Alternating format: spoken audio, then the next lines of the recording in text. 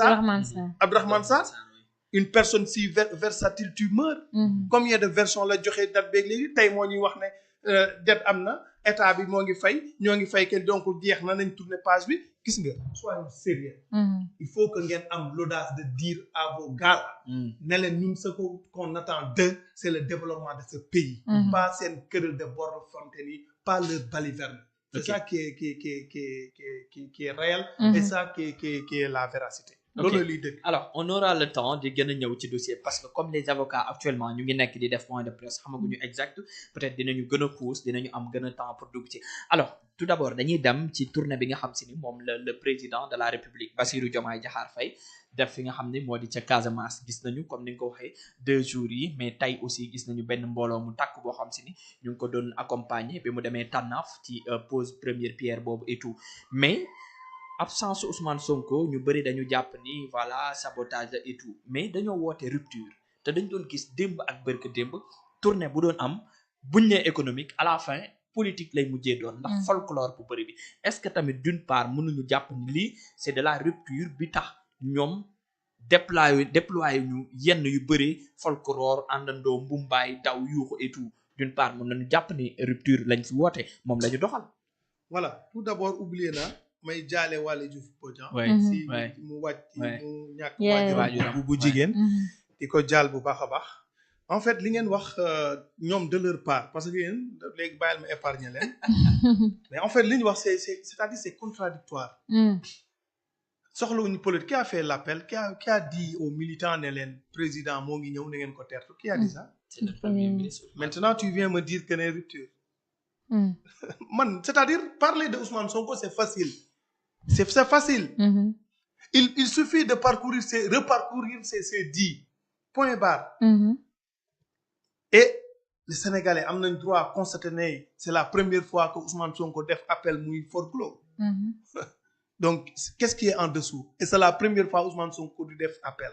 Mais tension bi mu tombé aussi c'est la raison pour laquelle mu wax loolu ndax gis nañu à quel point les jeunes yi nga xamante ne ñoo far ci Pastef ni ñu hostilité bi nga xamante ne doon nañ ko def ak Diomaye tey jii est-ce que tamit doonul woon éviter li xewoon biir journée des martyrs bi biir salle bi grand théâtre ñi di doon huer Diomaye loolu la doon éviter ak li xewoon Thiaroye pour mu wax xale yi rek nañu dem teertu ko tey jii xale yi su leen waxee ngeen dem teertu ko peut-être loolu moo tax au lieu ñu dem teertu ko ñu toog.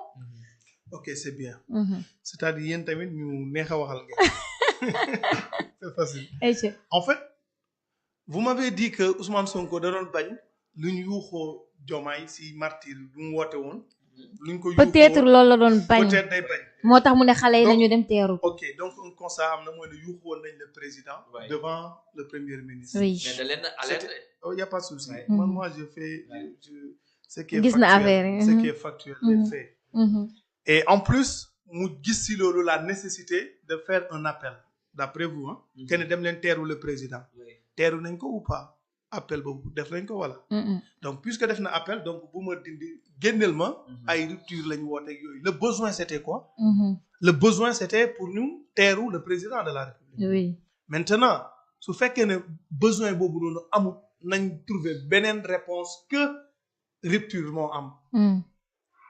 luñ soxla woon luñ sàkk woon mooy ne woon ñu tertu ko raison pour laquelle ba mu déplacé woo un peu Ziguinchor tey tertu nañ ko Sédhiou donc le besoin à Ziguinchor mooy ne woon ñu tertu ko et le premier ministre gisoon na la nécessité de faire un appel pour ça amul maintenant moi je vous renvoie que ne ngeen def si beneen analyse que ne dañuy woote rupture ou pas non nañ xool leneen et la pertinence que Ousmane Sonko di def appel lu musta def et Waly Diouf Bodian dafa nekk ci naqar moo tax sax cité wu ma ko mais il avait même dit que il y avait des xawma des patriotes yu jéem a saboter des responsables politiques lu tax loolu lu tax alerte boobu yëpp lan moo ko waral pour la sécurité de Diomaye tension bi ak tension bi nga xamante ne am na actuellement parce que gis nañu ampleur yi quand même gaa Diomaye lu mu déggul ci réseaux sociaux yi c'est donc mais te loolu sax te ñëpp lañu naan Sonko su waxee xale yi dinañ arrêter est-ce que nekkul ne loolu moom moo tax aussi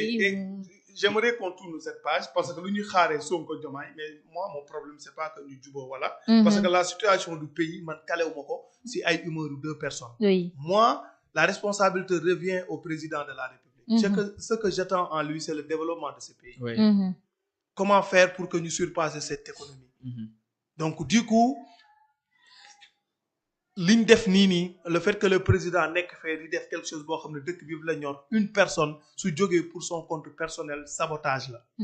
C'est pour suer la sortie du président de la République, pour désorienter les informations. Indexé naa leen léegi parce que première question bi devait être la visite du président de la République. À cause de Ousmane Sonko, il vous a désorienté de votre objectif. Looloo tax mu nekk du sabotage. Et ce qui n'est pas normal. Et dans ce pays, c'est pas une personne moom mooy définir que ne moom ces écarts ou bien ces mots à l'égard de la justice moom mooy définir la suite. Laissons la justice faire son travail. Nous sommes dans une république, nous sommes dans un état de droit.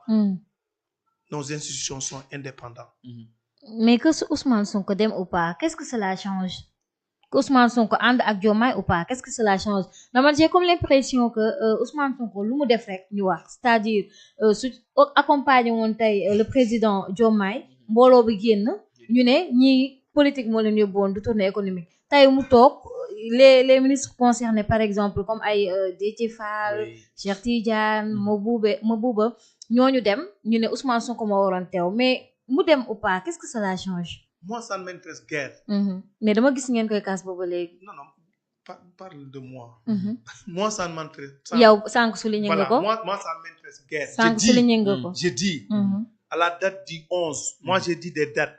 À la date du 11 décembre 2025, lors de du Conseil des ministres, le président de la République dafa bind son planning. Wax ne il va être accompagné par le gouvernement pour faire benn kii économique, tournée économique. Maintenant, s'il dit le gouvernement, ma ne amul une personne plus importante dans le gouvernement que le premier ministre. Loolu peut-être que nit kuy déglu xel mu sell mën na ma nangul loolu. Voilà. Il est le chef du gouvernement, mais gouvernement bi ñëw nañ ànd nañu ak moom. OK, si toi tu le vois ainsi, mais laisse-moi la liberté de le voir autrement. Ouais, c'est votre analyse quand même. J'espère. Et aussi, c'est pas le moment parce que Ousmane Sonko dafa def Assemblée nationale nañu d'ici une semaine. Am na un mois tey mu xaar ba président bi dem ses avocats di génn une semaine la leen waxoon. boobu semaine boobu passé su fekkoon ne da ngeen di xool autorité bu wax muy muy wut conformité avec ses dits. ba une semaine boobu passé da ngeen koy interpeller ne yaa ñu digoon ne si semaine bii nii sa avocat yi dina génn. mat na un mois. Pourquoi aujourd'hui?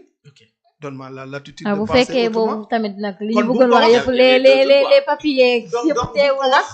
qu'il ne donne pas l'annonce. Mbëbëtam rek la wax. Mbëbët. bëgg na d'ici une semaine ñu génn. Arrêtons. alors ba tey dañuy des si li nga xam si ni moo di visite boobu ndax gis na li nga xam si ni moom la ñu fësal sànq yaa ngi say sax commencé mu bokk ci li nga xam si ni mooy importance bi nga xam si ni moom la le président de la République defi fi nga xam ne si ni moom mooy foofu la ca Casamance. ndax sànq yaa ngi wax des familles yoo xam ne si ni génnoon nañu foofu ndax lan ay situation et tout ñu ngi bëgg ñu dellusiwaat en même temps aussi situation dëkk ba ndax ku ne xam na ni Casamance dafa nekk dëkk boo xam si ni dafa am ay ressources mu bëri lool.